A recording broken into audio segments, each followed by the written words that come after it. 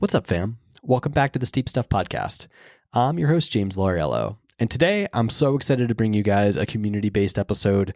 Today I am joined by Morgan Weinberg and Melissa Stapanowich, two of the four co-founders, along with Kurt Millick and Brandon Stapanowich, the legend, of the Tava Lodge. The Tava Lodge is a pretty cool new establishment in Colorado Springs. It's basically a startup. It's in the process of getting itself off the ground right now. The plans for it, you guys will hear in the podcast, but it's basically a community center. It is a lodge for elite athletes, and athletes of all shapes, sizes, and abilities to be able to come and spend time with the community, train, and get ready for their prospective races or just see the greater Pikes Peak area. It is a beautiful idea, and it will hopefully be one of the centers of our amazing Colorado Springs run community in the future. So without further ado, I'll let Morgan and Melissa take it away. And I hope you guys enjoy this episode. Thanks so much.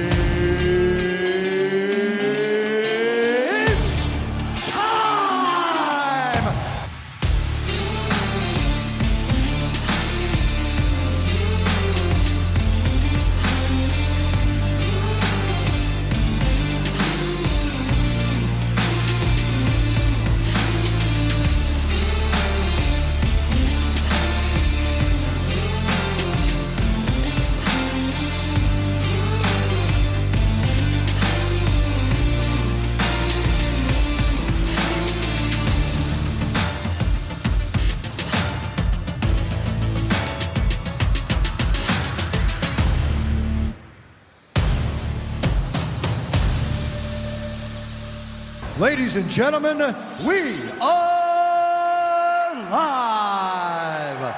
People, Earth, listen up. The Steep Stuff Podcast is brought to you by Ultimate Direction USA. I am so excited to be partnering with Ultimate Direction in 2025 as the official hydration solutions partner for the Steep Stuff Podcast. Lots of fun things coming down the pike for this year. Ultimate Direction is going to be unveiling a brand new race and ultra vest that's going to be dropping in the next couple of months. So excited to bring that to you guys. If you are in the market right now for apparel, for a belt, for a new pack, anything hydration solutions related, flasks, you name it, they've got it. They've got you covered.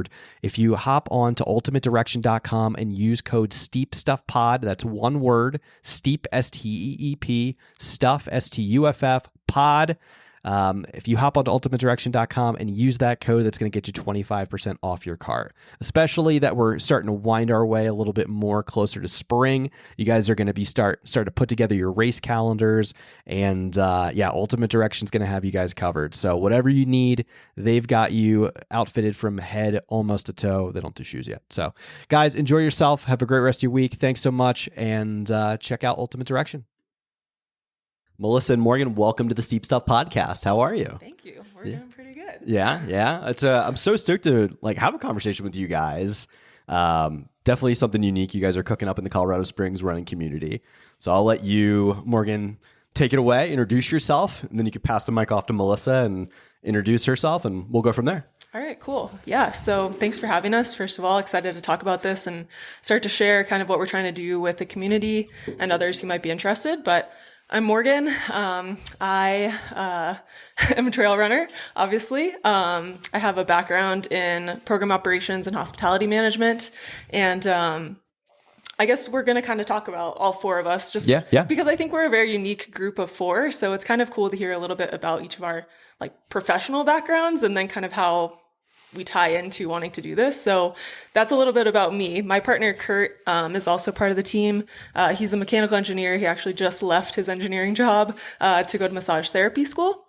So he's really excited to kind of pivot. He's really interested in the wellness world and kind of helping people find a better path for themselves. So that's kind of the two of us. You're from Florida, right? Sorry. Yes, I am from Florida. So am I. Oh, cool. What part are you from? I'm from South Florida, like West. Like I grew up in Stewart, but I went to Miami and like lived down there for a while. Nice. I'm from 30 minutes north of Daytona Beach. Flagler Beach is what it's called. Nobody ever knows where it is. I saw you went to Florida, like UF. Yes. We don't like the Gators very much, but I'll give you. I went to Miami, so yeah, it's a little rivalry there. I'm not a huge like school spirit person, so I'm not going to argue about that. That's totally fine.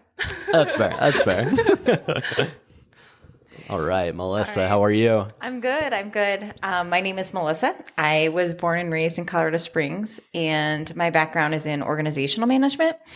What I currently do is I work with system impacted youth. So I work in the juvenile justice system in their facilities, and I'm passionate about running, also trail running. I guess more or less we kind of got connected trail running, Morgan and I. That's also how I met my husband, Brandon. Legend. Right. Great. So, so just a local trail runner, passionate about the community since I've been here my entire life. And then my husband, Brandon, is from North Carolina and then came here, I think about 13 or 14 years ago. Also very passionate about the trails, and he's like ultra trail runner, really enjoys the long distances, enjoys exploring new areas. And so this just seemed to be a unique area where we can share all of those similar interests and also impact the community.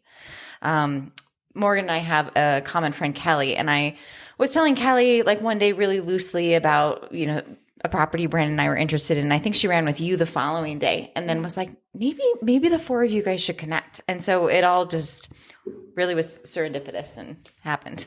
I love the idea. Let's roll forward with what it is, and the intention and goal with it. Cause I think it's just, and I'll preface this. So like one of the big things about myself, with the podcast and like covering Sub Ultra and just covering the scene down here is like, the goal is to turn Colorado Springs. Like we want to make this like the trail running mecca, like to compete with Boulder, compete with Salt Lake, compete with Flagstaff. Like I think this area is very slept on, and we have a lot of amazing athletes here and a beautiful community. So this is something that like fits right into, with that idea and that vision.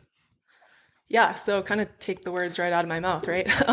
So one of the things when we're thinking about this is just how big of a destination Boulder is for trail runners and people coming to train. People come from all over just to use those trails. People host camps there. It's really well known for that.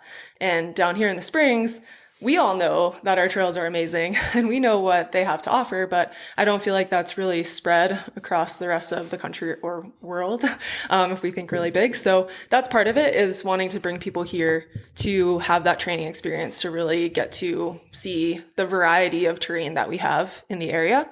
But really, I think it's important to kind of share the why behind why each of us are really intrigued by this and motivated by it. And I think you'll find each of our why is probably a little bit different, but the ultimate vision of it really is the same and comes back to the same thing. So for me, I'm a big quote girl. So sorry, I'm going to read a little quote because this is a running podcast, and I feel like it's okay. So this is from Lessons in Chemistry. It's a really good book. They actually made it into a show, which I really enjoyed, but she runs. And one of the quotes is, "That's the beauty of running. When you don't think you can move forward, when you're sad about your yesterdays or not sure what's going to happen tomorrow, your purpose is just being there, putting one foot in front of the other. 1 foot, 1 foot, 1 foot. It's all you have to think about. 1 foot, 1 foot. And then, sure enough, you'll be home." So I just love that. It's beautiful. For me, running is such a special thing. I was always athletic growing up, played every sport you could think of. I ran track and cross country, but I hated it then for what it was. And so athletics have always been a big deal to me. But I never really knew the enjoyment of running until I moved out here to Colorado. You said you're from Florida. It's hot. It's humid. It kind of sucks. It's different. It's not ideal. Yeah, like playing sports there was strictly for the competitive nature of playing sports, and it sucked being outside. So when I got out here, I started to really be able to experience the trails and kind of just the benefits that had for me mentally as well as physically. Coming out of college, I was drinking heavily. My mental health wasn't great. I didn't have a community of people out here. And so I started hiking a bunch, just getting involved in the outdoor community. And then I met my friend Tim Gore, who had run Leadville the year prior. And before that, I really didn't know about ultra running. It wasn't a thing that was on my mind at all. I actually thought that was insane and something that I was never capable of doing. And so talking with him, he really got me into trail running, not just hiking. And that kind of spiraled into a whole life becomes a life, right? Right. So that it's changed my life. And I think anybody who has experienced trail running or even just hiking, being outside, being outdoors, moving their body on the trails can attest to that and what it can give you. So that's kind of the passion of the trails, and I think we all relate on that piece. But as far as opening a place like this, like I mentioned, wanting to make it a base camp for people to be able to come and train and experience that, right? So one of the things that I always come back to and think about is like, we really want this to be a place that's not just for travelers coming from other places, but for our local community too. And we want to make it a place where people, no matter how fast, slow, how great you are at running, or if you just want to go for a little walk, to be a place for you to come and spend time, both if you're from here or not. And one of the ideas I always like to think about is like, for me, I work with a running coach. And so she will, shout out to Sammy Lewis, Golden Endurance. She will program out, training blocks for me. And I love to travel and experience other trails, but say I wanted to go run in like Tucson, for example, if I didn't know anybody there, it would be so hard to take the training that she's written me, right, and be able to figure out where I need to go to do that there. And she doesn't know, like she's not from there either. So having a place that people could come and stay where like maybe they come in with their own training plan, but like our team can help them figure out what trails are good for this, what would kind of work. So that's kind of like a lot, but yeah. And there's a lot of other reasons probably why we want to do this. But one question about you. I noticed you were signed up for Run Rabbit. Yeah. Are you getting excited? Like that's such a special race. Oh my gosh. I'm very excited. I've had a rough couple of years of running, honestly. Since 2022, I did Cocodona, and that kind of destroyed me in a lot of ways. And so I'm still trying to, I guess, recover 3 years later from that, and stay healthy enough to actually get good training in. But I'm very excited for that one. I'm going to try not to race until September so that I can enjoy your summer. I can actually hopefully be healthy and be ready to line up and feel good about myself when we get to the end. I want to ask you more questions about Cocodona because I'm so curious about not that I'll ever run that race, but I'm just so curious about like what is that like running 250 miles because it is so far. I think running's a really loose term. Like there's walking, running, jogging, surviving. But yeah, so cool. Melissa, what's your why? So for us, I guess one thing I forgot to share about Brandon earlier is, he, by trade, he's a physical therapist. And something that we both are pretty passionate about is that the outdoors are for everybody. And, when you said we Colorado Springs collectively has this opportunity to kind of be a mecca. Like I remember one time wanting to go for a run in Boulder and someone was like, just so you have a heads up, like it's not like how it is here. The trails will be crowded, like they will be populated. Just wrap your mind around that there's going to be a lot of traffic. And that's not it here. You get really used to it just being really wide open, even in pretty popular trails. And at the same time, the goal isn't to overpopulate them, but to share them with people. Right. And I think with his background as a physical therapist and then mine working with system impacted youth, we see a lot of population that doesn't even have the opportunity to go out and see these things. And so for us, it really is like the outdoors are for everybody. And I think especially if you're new into trail running and as big as the sport has gotten, it can be really intimidating at first. You might say, gosh, I really want to do this race or I really want to visit here. And you become a little bit of self-conscious about, okay, where do I inquire about things? Or is this a silly question? And how do I access these great areas? And, the apps will take you so far. I mean, there's a lot of technology that does tell you where to go, but it's never going to replace like a local knowledge or somebody who was on that trail yesterday and they know exactly what you're going to be dealing with. And I think for us to be able to have that particular energy and approachability and accessibility for people, whether they're local or from out of town, is really important to us. And so that's really what it is, we get to share it on a grander scale.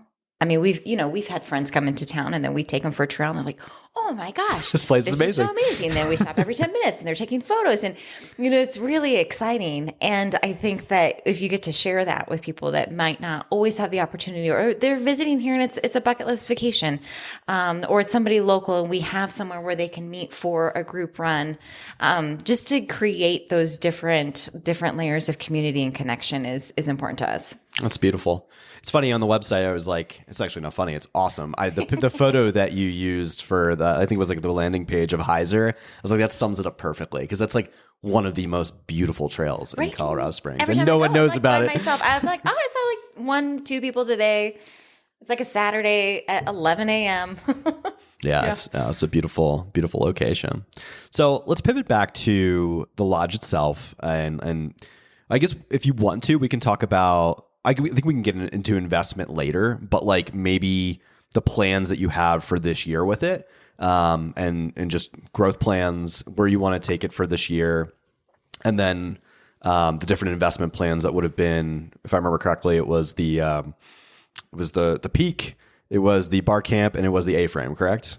Yeah, we've maybe adjusted it a little bit since then, but we can definitely talk about that towards the end. But yeah, so right now where we're at with things is we're trying to lock down a property. We don't have that yet. So we are looking for people interested in being part of it that would help us out and want to be part of the legacy of what we're trying to create. In the meantime, while we don't have a property, we're still looking to start to build the community. So this summer, we're actually looking to host 3 different, we'll call them camps. So the first one that I'll talk about is with the Pikes Peak Marathon and Ascent. So we're going to host a training camp specifically for people who are interested in doing that race. Maybe they've done it before, maybe they've never done it, maybe they're local, or maybe they're from far away.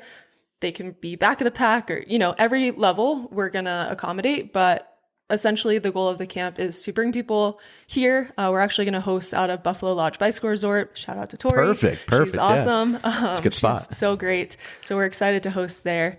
And that camp hopefully will include part, or if not all, of using Bar Trail and going to the summit, just depending on a few permitting things. But either way, it'll be a great experience for people to come out here, get some altitude training. We'll take them up high, whatever that might look like. They'll likely spend a night at bar camp and get that experience, sleeping up high too. So we'll have different speakers who will be able to talk to, race day fueling, racing at altitude, all those strength training for runners, all those different types of topics that could help them in their build, either to the race this year or to the race in the future. Because I think that race can be kind of intimidating for people, especially if you're not from here, or even if you are, just looking at, every day that mountain is shouting down at you and looks like, the other day, I think there was a cloud covering the middle part of it. And I looked up and I'm like, wow, that looks so high. It's really far. Yeah, right. And really high. So I think it can be intimidating. So we want to offer something like that. That's never been done before, specifically with in a partnership with the race. We're going to be a sponsor for them. And so we're working with them on, we'll actually be out at Fleet Feet next Friday for the registration kickoff party. So if anyone wants to head out there, I think there's a group run. They have some raffles. Yeah, this will go out before then. So we'll put up the bat flag or bat signal. Yeah. Yeah, so that's one of the camps. And then the second concept that we want to launch this summer is more of a wellness retreat that incorporates trail running and access to the trails, but maybe it's not people that are looking at as taking as big of a bite as the Pikes Peak Marathon or wanting an ultra experience, but somebody who wants to experience the local trails here, see what you shared earlier, like what Colorado Springs is all about, but on more of a retreat style energy. Included in that would be wellness practices, also fueling strategies, but looking at it from more of a holistic standpoint as well, like fueling the activity, but also how are you fueling in general and for your life. And then recovery practices we would offer massages and then other amenities along with that. So that might be targeted a little bit more towards, it could be locals that just actually want time away and are like, I never carve out 3 days for myself where I'm able to just solely focus on, I get to focus on my diet for 3 days. I get to focus on recovery. I get to be outdoors. Or it could be people that have never been here before that to get together with a group of friends and want to experience Colorado Springs in that capacity. That's amazing.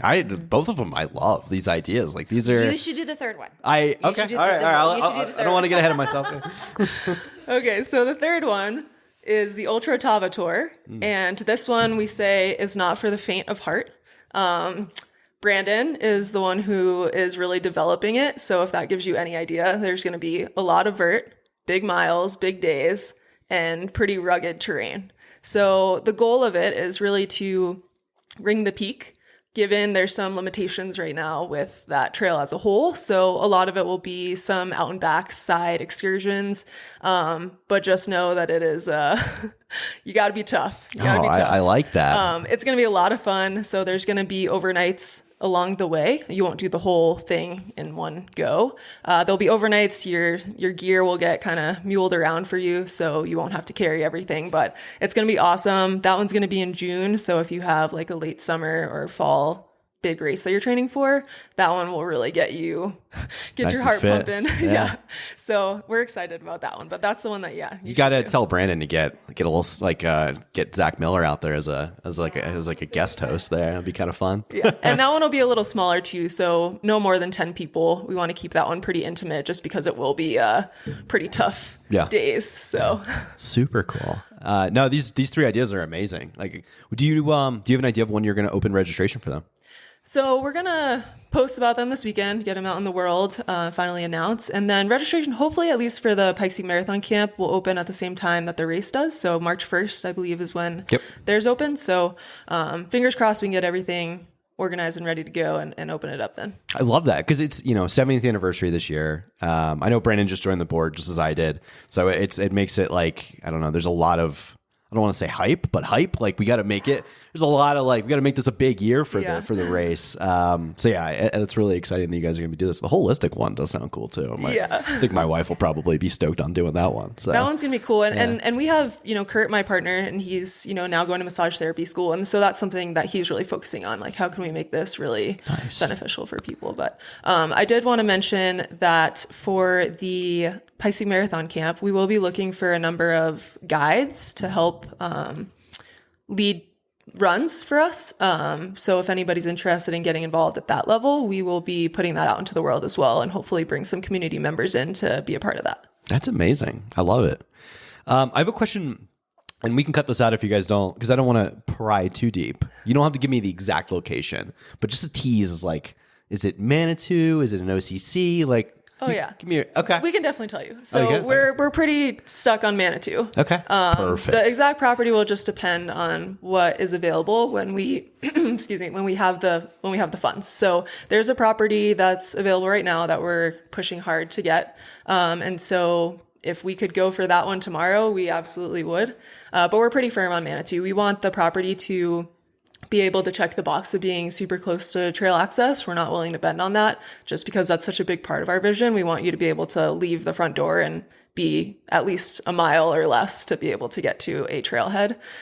So Manitou is where we'll be. That's perfect. No, I love it. At the end of the day, like Manitou is one of the greatest mountain towns in the state, if not the country, in my opinion. I just, love Manitou. It's a good spot. Yeah, the history of Manitou is amazing. And I know Melissa and Brandon, Melissa, having grown up here, is super passionate about that. So it's something that we want to, continue to bring to the forefront and not let the history get lost as, properties get bought up by big developers or turned into parking lots. We want to keep the history that's there and really highlight that as people come to visit. So. Yeah. And it's true. It's like a true wild place. Like Andrew Sweetenson the other day was posting about, it was mountain lions walking around in his front, in front of his house. Like it's a truly cool place. Like wild. We gotta keep it wild. It's awesome. It's awesome. Trying to think, do you want to talk about the investment structure and what that would look like for you guys to court investment, like for your different the tiers you have, or however you want to do that? Yeah, we can talk about that for sure. So we are, I'll start and say, fairly open to discussion with anybody who would be interested. We definitely have some parameters that we've laid out that we can share, but we are open to creative ideas of how people want to be involved with us. So right now we do have a few levels. The minimum investment we're looking at would be 50 grand. And there's different terms with your ROI and term of payment. That if anybody wants more information, it is on our website, tavalodge.com. And then we're happy to talk through it with anybody if they have questions. But if somebody came in with a higher amount as well that they wanted to put down, we are open to different equity discussions and ways for them to be part of what we're doing. So I think that's probably as general as I can say. Yeah, that's fine. That's perfect. We'd love to talk to anybody who is interested. And again, we're pretty flexible with what we're looking for. And another thing that's important to us is that our investors align with our values. So, money's great. Yeah, no BlackRock here. Yeah, money's great. Money talks, but we want to make sure not only does it align with our vision, but that whoever is coming in as an investor has a chance to get to know other investors too, and make sure that they're aligned in what they're putting their money towards. So it's something, we were trying to do it today, just it didn't work out with bringing people together, but hopefully we can in the future. If anybody does want to connect with each other, we want to be able to bring you together. And so if that's something that interests, we're trying to host an event that kind of does that too.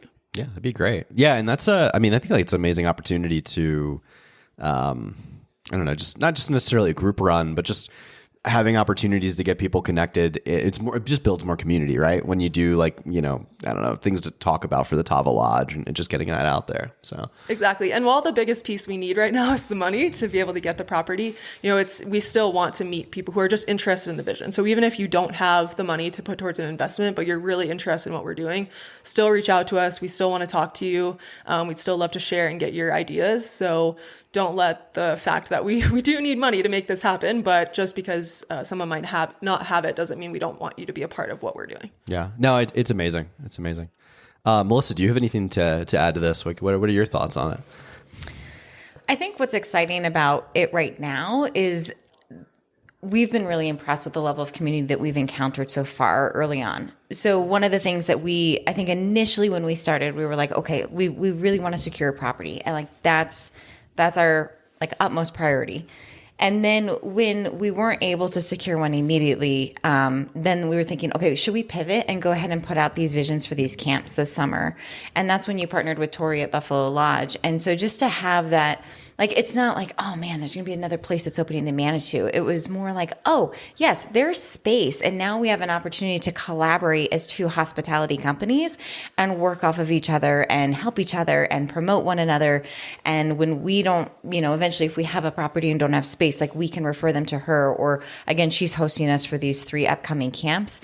And I think that's what's so welcoming about it, is that there is this community and there's space for all of it.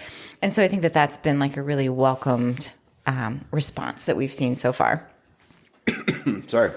I just see so much growth potential. One of the things I was thinking about, and this is totally unrelated, but when you put up the peak, your tiers of investment, it got me thinking. I was like, if they grow, why don't they just see if they could acquire bar camp? That would be sick if you guys could operate something or have different stages or different tiers. Cause I don't know, as an elite athlete, one of the things I think of is all right, if I'm training for this race, I've never run pikes, but if I'm training for it, I have to spend a ton of time, an enormous amount of time up above tree line to get fit for it and get altitude adjusted. And, the only way to do that is to spend more time up there. So that's, it's one opportunity. So I thought that was kind of, I don't know, just throwing that one out there. One of the things I did talk about, because we talked about inclusivity and making sure this was available to everybody in all different levels. It doesn't matter who you are, or if you're from town or out of town. But one of the things I also, because there are a lot of elite athletes that listen to this, one of the things that you did put on the website was attracting elite athletes to come and train and spend time here. Mm-hmm. Can you sell that a little bit? Because that's one of the things I want to sell hard is get more people, or at least get more elites out here to come and train and see the springs and possibly put down roots here. Yeah. Well, and I think, targeting that particular market, or if I think about elite athletes, they're typically part of a team. And so when they have a team of people that are coming out, if there's a particular brand or particular team that's coming out to do that, there's always an option of renting a giant VRBO for them, or maybe they're spread out a little bit and the transportation can be a lot of your time is planning the logistics. And when you have limited time as an elite athlete and you're trying to work within the parameters of the team that you're on, if there is a one place destination where you're able to go and all of your lodging is in the same property as each other. And our vision is, again, we've got this common space or community space. Like, what greater space for a team to be able to meet? And then people also have their individual rooms and private areas where they can rest and recover and do what they need to. But it's, just as much as it is kind of that all-inclusive experience for somebody who maybe has never stepped foot on a trail and wants to know, where do I go? Oh, I can get a recovery service here. How great. Give me some local information. The same can be appealing to a team or an individual elite athlete who comes down and is like, wow, here I am in Manitou and I'm less than a mile from the trailhead. I don't have to worry about any transportation. I don't have to worry about any parking. I don't have to manage any of the logistics. And then again, if you're traveling in more than one or as a team, that collective nature that you want to operate in and be together, like, we would be able to meet that need.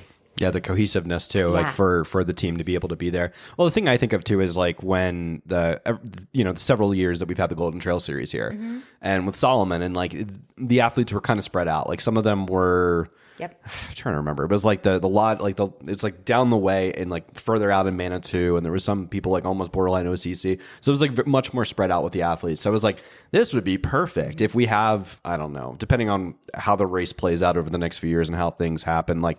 It's just a perfect idea if you're, for people listening, like if you want to come and do this race, it's perfect, to come do it. One of the things I'd actually brought up, and I don't think this is like too crazy of an idea, but like Broken Arrow does like elite housing, and it's much more accessible for anyone coming out there. Like if someone wants to offer a couch or a spare room or something like that, and that's something I want to bring to Pikes Peak, like to be able to have something like so. Like that's just a perfect, beautiful partnership, is to have an opportunity for athletes to come out and have a place to stay. You know? Absolutely. Well, and especially when you're competing at a particular level, so much of your time and energy is going into a lot of other things you need to focus on. And this seems to be low-hanging fruit that we can eliminate by just having one place. Yeah. No, I agree. And then not just the elites too. One of the things I was thinking about was, this was last winter, we doing, I think I was getting ready for the, the Winter Pikes Peak Marathon. Oh yeah, March 15th. That's right. March 15th, that's right. Coming up. If you have snowiest month. if you're brave enough to survive, then come out and do it. And I can't remember, it was one of the times I'd ran up to bar camp, and I just remember like every time I go up there, like there's, even in winter, I run into a lot of like people from France, like a lot of Europeans, surprisingly. So I feel like that the lodge chalet approach is it's a good sell and an easy sell for those that want to, because there's nothing like that in America, or not too many things like that, where there's that like chalet where you come and stay and it's all taken care of for you, whereas in Europe it's on every hilltop or every few miles. There's always a base camp somewhere. Yeah. Mm-hmm. So this is our version of that, which is so cool. So yeah. Can I add one thing too? Mm-hmm. So one of the things that we want to have there too is athletic recovery services. So a one-stop shop as well for anybody staying there to be able to book your massage services, to use the Normatec boots, cold plunge, sauna, those types of things we want to have on site so that it'll help people recover in whatever level of adventure they're doing. So that's just another piece of the base camp we want to create. But I also wanted to mention, we're working with Rad Boulder for our camps for catering. I don't know if you've heard of Kelly, but Real Athlete Diets. It's amazing. She does mostly now catering for events and things like that. But she's also done, meals for athletes, elite athletes while they're training.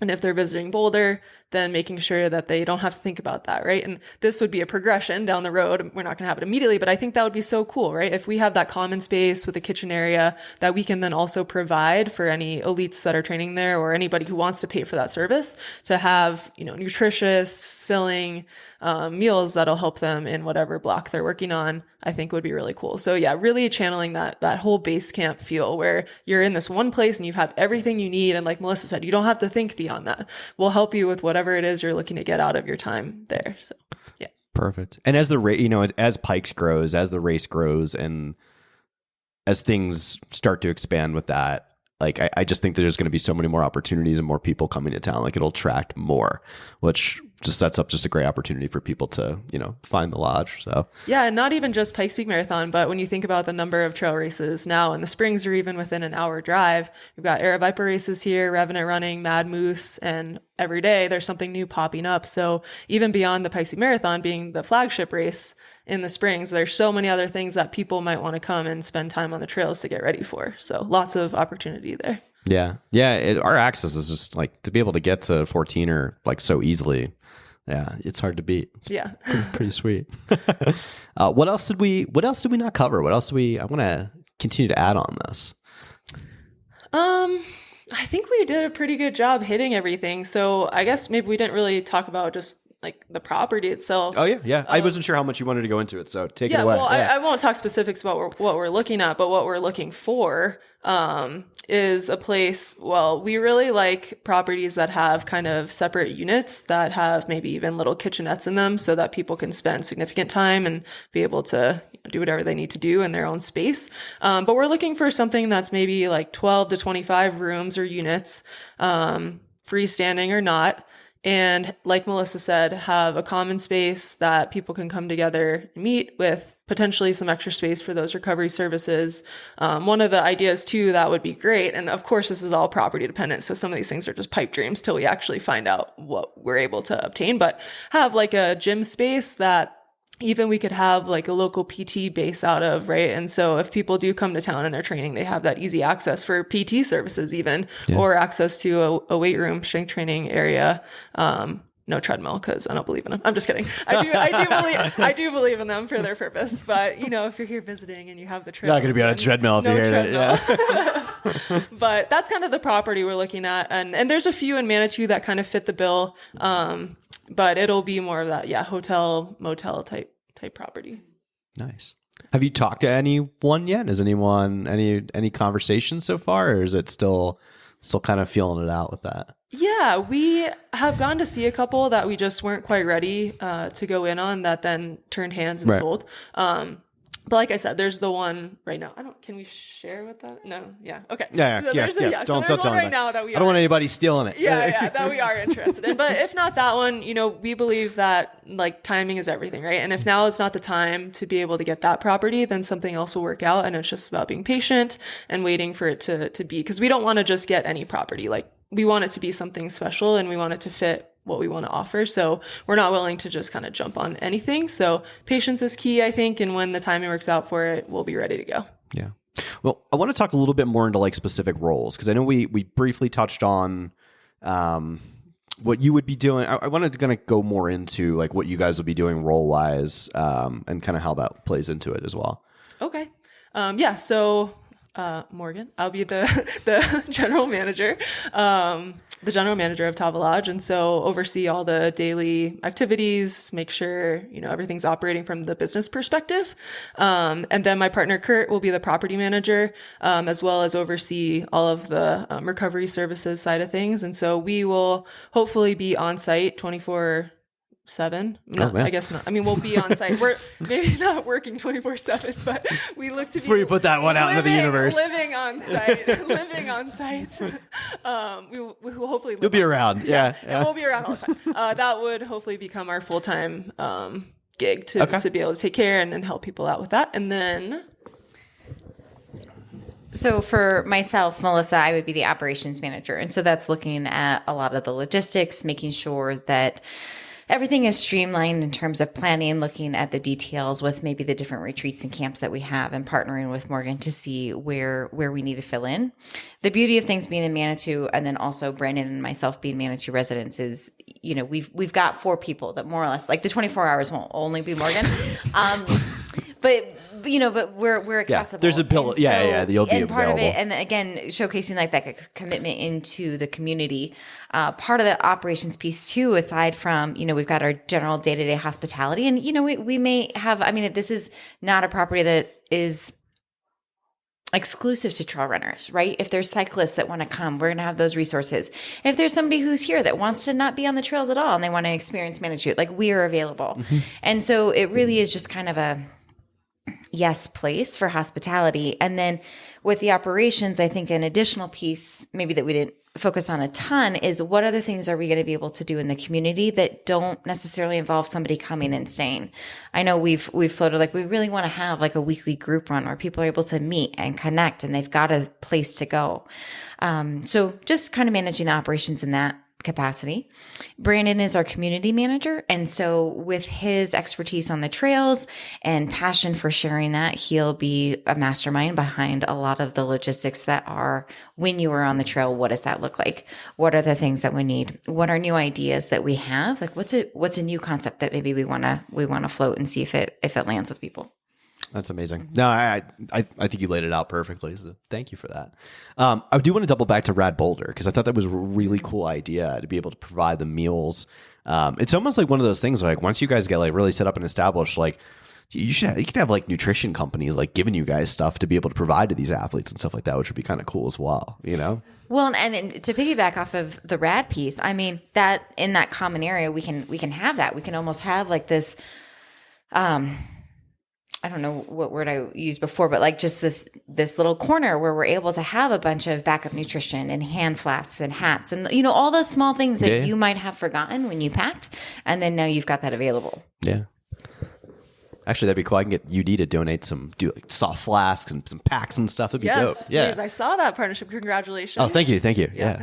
And I think too with Melissa said something that triggered something in my mind about the community piece of we want to host those group runs, but we want people to be able to start and end their runs there too, right? So having that little front office shop or refreshments or light beverages or whatever, we want people to be able to park there. Know that it's a safe place to leave your car, which can be challenging. Stuff in Manitou, yeah. And just start and end your run there. We want to talk with you. We want to know how your run was, you know, so really having it be a place that people can just spend some time here locally too. I mean, I see it as being one of the centers of the running community. Like that's what we need, you know, like, yes, there's a lot of like specialty running stores and things like that. And that's beautiful and great. Like I personally work a lot with like Colorado Running Company. It's amazing. But at the end of the day, like it's still a shop. So this is a little bit different where it's more a meeting place, but it's also like it's right in Manitou, you know, and like we don't have a running store in Manitou. Like we don't have, you know, anything really like a lot of things that are runner based specifically in Manitou. So this is like fits that so perfectly. Yeah. Thank you. Yeah. All right. So I'll let you take it away with social media and how to, one, if you're an investor and you're interested in investing, or if you maybe don't have those funds and still want to inquire how, you know, or if you're just a person that wants to know more, how do they find you? Yeah. So you can find us on Instagram. It's where we're most active on social media. Tava Lodge is our handle. You can also reach out to any of us individually. You'll see we did some meet the teams and we're all kind of tagged on them. So if you want to talk with Melissa or I more in depth, you can DM us directly or just DM the Tava Lodge Instagram. And then we also have info@tavalodge.com. That's our email address if anybody wants to send us an email. And then our website is just tavalodge.com. Super simple. On the website, it's mostly directed at investment information. So if you look at it, it's not, you know, set up for anybody to book a room or anything. So just keep that in mind when you go there. We will have a page for our events that people can get to see more information and sign up for those. But if you do go to the page, it'll have all the investment information you need. So if you're interested in investing, that's the best spot for you to kind of see just a quick snapshot. But like I mentioned, open to conversation, would love to have that conversation. Even if you don't think it's a good fit, we still want to talk with you and just kind of see what you're thinking and what you think about the vision of what we're trying to do. And then if you are not interested in investing, we still want to hear from you, still want to interact with you on Instagram and see what our running community is up to. And if you have any ideas or things that you want to see out of a place like this, we would love to hear from you and help bring that to life. Yeah, I just thought of something. We got to talk to Hannah Allgood and get like the Terex team out here. Like that'd be a great opportunity. That would be awesome. Get them staying at you guys' place. Who came up with the name? It was a brainstorm sesh. I don't know who it ended up being, who gets credited for it. I feel like it might have been Brandon in the end. Probably. He's our creative. I like it. I was just going to say, it's simple, straight to the point. Like, it's not like, yeah, it's Tava Lodge. Yeah, so I guess that's important to us too, is just recognizing the history of the mountain and being Tava Mountain, which is Sun Mountain, named by the native Ute people. And so we want to respect the mountain and make sure that we call attention to what it is and the history behind it. So it was important to us to use the name Tava, and at least when we're, you know, referring to the mountain as much as possible, you know, referring to it as Tava. No, I like that. I think the name was hit it out of the park. Perfect. Thank you. Yeah. Well, guys, thank you so much. I feel like we hit this pretty good. I want to talk a little bit about running. So you got Run Rabbit coming up. Melissa, what do you got coming up? Well, I have favorite races in Colorado that I do want to get back to. Okay. Brandon and I are actually expecting. Oh my gosh! Congratulations. Yeah, thank you. And you heard it here first. Yeah. You actually have heard it here first. So for us, that there's a little bit of a delay. But some of my favorite things here in Colorado are I love San Juan Solstice. That's like a run I will always go back to, and I love Telluride Mountain Run. Like I will always go back there. So those are kind of like, I don't know. I think it always is a good thing if you stay somewhere or if you participate in a race, if you're willing to go back. I think that's something that's pretty special. So those are my favorite things in Colorado. What's Brandon doing? Is he doing anything? He's not got anything on the schedule this year, but I know that he's we were down at High Five last year, and that is a really unique again, like when I think about a running community, that is what I envision here, but probably just on a larger scale, considering like we're actually, in like a metropolitan area, but just the close knit, the respect for one another, just everybody wanting every other person to win and being uniquely invested in their success is something really special. And I think that particular race really showcases it. Ooh, okay. Have you been down there? I've not. I was just going to say, can you talk about what High Five is? So great. Yeah. And I mean, to be clear, like I've not run it. This is, I don't know much. So, okay. So this is a degree removed. But we went down last year, and basically there's a certain number of peaks that you have to complete. It's an unmarked course, but 5 of those peaks are 14ers. And so that's where High Five comes from. And so unmarked course, and then you run, you have to hit all the checkpoints. Maybe there's between like 30 or 40. And so you have a bib that has, let's say it's 40, you've got 40 squares, and then you color them in with a different color marker that's at each checkpoint when you go. And I think what's special about it is, again, it's not marked and not supported. And so it really appeals to people that also like to throw in the navigation piece. And at the same time, you also collaborate with other runners when you're out there. The field is really small. I would probably compare it more to a fat ass style vibe.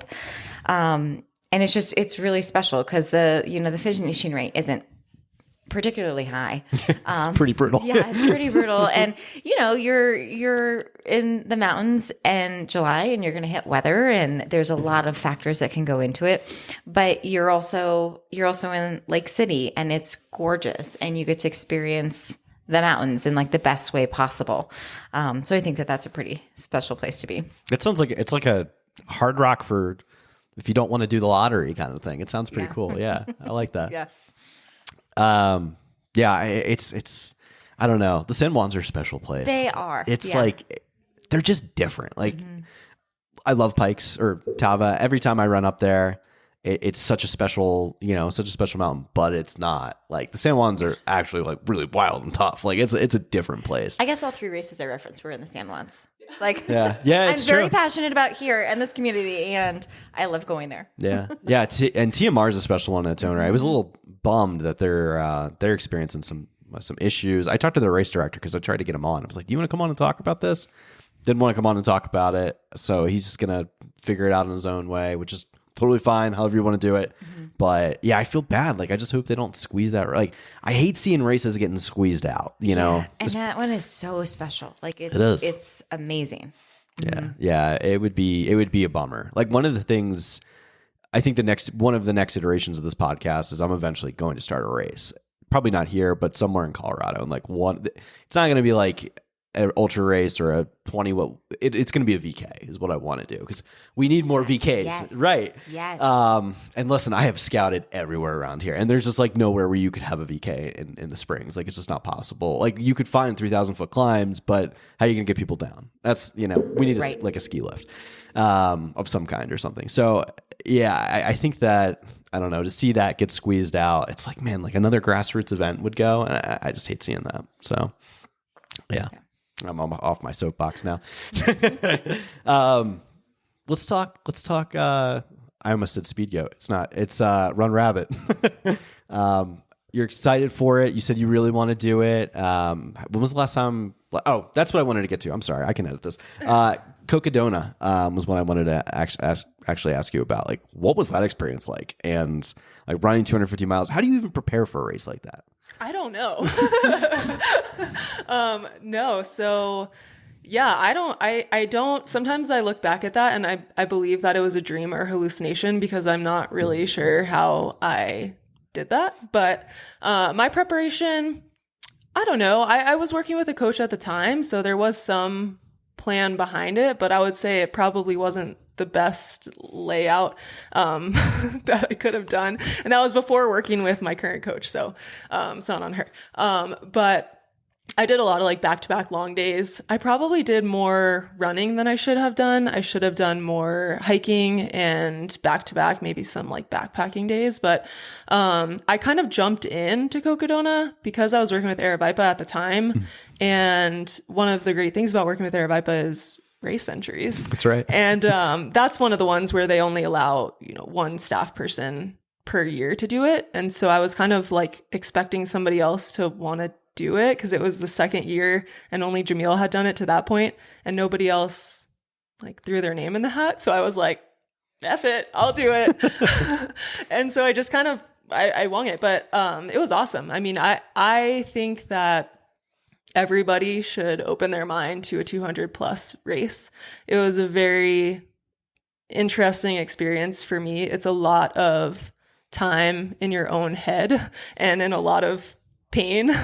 I don't mind being in pain. I would much rather be in pain than be sick to my stomach, which is the more recent issue I have with ultras. So I was happy to have that style of pain. But what was really cool about it too was I didn't do it with pacers. I ended up having a couple people that jumped in. I was supposed to run with my friend Tim, but he actually dropped out fairly early. So our plan got derailed because we were just going to kind of trail nap together and feel safe. I was going to feel safe because we were going to be together, but then I lost him. So then I had no plan for sleep. I had no plan for pacers. So it was a lot of solo time, but it was cool because in that like length of race, you kind of pace up with people similar to you. And so you kind of see the same people, back up like on the trail. And so I found this one guy, Nick, he was literally my savior. And every night, because you get hit that witching hour where it's like horrible to be out there by yourself. It's scary. You're so tired. Like you don't know up from down or if you're going the right direction. And it always seemed like at that time I would sync up with him and he would like be my savior. So it's just a cool experience. I definitely think everybody should give it a try, even if it seems like outrageous. How long did you go without sleeping? So I probably slept in total like 7 hours, which is actually a lot. It takes like a week to finish that race, right? Or something like that? Yeah, I finished in 115 hours. Oh my gosh. It was. I can't imagine being out there for that long. That is so crazy. Yeah, and that's actually, I feel like that was a lot of sleep. Because I was scared to sleep on the trail, I waited till I got to aid stations as much as I could, and then I would try to sleep like 2 hours because otherwise I was not well. I bet, yeah. So I think the elites who do those races, they barely sleep. Dude, I can't imagine what it does to your body and your brain. Yeah. I don't know. Yeah. It's something needs to be studied. Pretty crazy. One more question about it. It was just like from a brain perspective, like how are you not thinking about Flagstaff the whole time? Like, are you just like breaking it up? Like, all right, let me just get to this next aid station and then that next, because it's so far. Like I would just drop out because I'm like, yeah, I can't. This is too far. It's crazy. Definitely chunking it. I hadn't done 100-mile. I've actually never finished 100-mile. I DNF'd high-low this summer. So my longest run before Cocodona was 100K, Black Canyon. And so I didn't even know what to expect. So it was pretty crazy when you hit the 100-mile marker and you're like, I'm not even halfway yet. So I think it is important just to chunk it out and just go to the next. There were only really like 2 super dark spots where I even thought about dropping, where it was like, I'm not far enough in this to feel this bad. But luckily with a race that length, like you have that time to recover. So even if you are super dark and in the pit, you can kind of take your time more than you can during a shorter ultra to like, I would go into an aid station and be like, I need a total refresh. And then my crew would be like, lay me down, put a blanket over my head. One of my coworkers now, I work with a government contractor. So like most people don't know about ultras, right? In that world. And so I was trying to explain to my coworker what it was like to do Cocodona, and there's no words to be able to describe it to somebody who's not in the ultra world. So I just sent him a picture, and it's just me in a like lawn chair with like a blanket over my head and my taped feet just sticking out from under the blanket. And I'm like, that pretty much sums up like my experience at Cocodona. At what point did your feet like start to? Because I know that feeling when you're like, I've the farthest I've ever run was 50K, and like your feet, your legs, they hurt. It's horrible. Like I couldn't imagine running 50 miles, let alone. At what point in time did your legs like start to like hurt, like super, like intensely? This is why I feel like it was a dream, because they did hurt. Don't get me wrong. There were times that I just like wanted to sit down on a rock and not move for a while. But for the most part, I actually felt really good. I only had some blister issues where I actually like in the middle of the trail had to stop and cut out the side of the toe box of my shoe. Oh my God. Luckily I had like a little pair of scissors and I just cut out a quarter of my shoe and it was fine. But the craziest running experience I ever had was the end of Cocodona. So I had convinced my best friend to pace me that end part where you climb Eldon and then you come down into Flagstaff and finish. And I was like, don't worry, I'll be 225 miles into this race by then. She hadn't been running. She had just had a baby, like, I don't know, however many months prior. And I was like, don't worry, I'll be crawling. I'll be going so slow. And she was like, okay. I didn't tell her that we were climbing a mountain either. So, took her up Eldon and she was pissed at me for that. But then I had this like euphoric, I've never been able to find this again running since that moment. Like I had this energy blast that was like so crazy to have at the end of a race like that, and just blasted down Eldon and I dropped her and she was so upset with me. But that was like, that's really the only part of Cocodona that I remember. Was like that euphoric feeling of sailing down the back of Eldon, being like, I just ran 250 miles and I'm running like an 8:30 pace, which, you know, not fast to elite, but like at that point. Dude, it's pretty fast at 250 miles. I'd be crawling. Fast, right? And that's so, I think I blacked out everything else. Like, I don't know. Like, I don't really remember my legs hurting that much to make me want to stop. It's an incredible thing. I can't wait to follow the live stream again. Like I said, fun. I have no intentions of ever running anything like that, but it's great television. Like it's so fun to follow along. Yeah, and they're doing they have a documentary coming out that they're actually premiering here in the Springs and a few locations around the US. But I have to go here in the Springs, yeah, it's called The Chase. It's like last year's Cocodona, I think it was like the top 5, or they followed 5 elites in the race, and it's about the story. And Dylan Harris is the filmmaker, and I worked with Dylan at Aravaipa, and he's an amazing storyteller. Yeah, no doubt. I cry every like endurance film that I watch, but especially his, they really hit me in the feels. So if anyone wants to check that out, I think it'll be really good. Spirited Dylan, dude, he's amazing. Yeah. Like his stuff is awesome. Well, guys, thank you so much for coming on the podcast. I appreciate it. This is an amazing conversation. Shout out to Tava Lodge. I'm so excited for what you're building in the community, and I can't wait to see it grow and, you know, turn Colorado Springs and Manitou like into the mountain running community it should be. Awesome. Well, thanks for having us on. We're really excited about it, and hopefully, if you guys are interested, reach out to us, and we'd love to get everybody involved. Definitely. Thanks, guys. What'd you guys think? Oh, man, I am so excited for this project, and I'm so excited for what the team is building right now. I hope you guys enjoyed this episode. I really want to thank Morgan and Melissa so much for coming on. I do want to give a shout out to Morgan, Melissa, Kurt, and Brandon. If you guys are interested and have any questions, I want to learn more, like Morgan said on the podcast, you can give them a direct message on Instagram. You should hop on and give them a follow. You can find them at Tava Lodge. Very simple, just TAVALODGE on Instagram. If you have more questions, send them a DM directly, or hop on the website and you can reach out to them individually. Like I said, you could find Morgan Weinberg. You can find Melissa Stapanowich, Brandon Stapanowich, and Kurt. How do I do Kurt's last name? Kurt Mullick.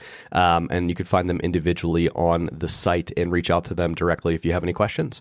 And last but not least, that's going to be also info@tavalodge.com, that you can reach out to them for any investment questions and whatnot. That's basically it. I hope you guys enjoyed this one. It's a very special episode for the community. I really look forward to what the team is able to build here. I think it's just going to be so pivotal moving forward as we continue to grow Colorado Springs and just the running scene here. It definitely means a lot, and I'm so excited to see what happens. So before you guys get going, hop on Spotify, Apple, or YouTube, wherever you consume your podcasts. And if you wouldn't mind giving us a 5-star rating and review, it's how we can continue to share these amazing stories of not just these athletes, but also these amazing people in the community doing incredible things for everyone. It means a lot. Very last but not least, if you guys are in the market for a new vest or for a new pack, for any hydration solutions, a handheld, a water bottle, if you like those Ultimate Direction packs, they are the best. Hop on to ultimatedirection.com and get yourself something. And in your cart, use the code STEEPSTUFFPOD. That's STEEP, STEEP, stuff, STUFF, pod, and that's going to get you 25% off your cart. Thanks so much, guys. I have a very special episode dropping tomorrow with the legend himself, Mr. Ricky Gates. I was so excited to finally have a conversation with Ricky. Very interesting cat, super cool guy, and I think you guys are going to really enjoy that one. So have a great rest of your week, guys. Thanks so much.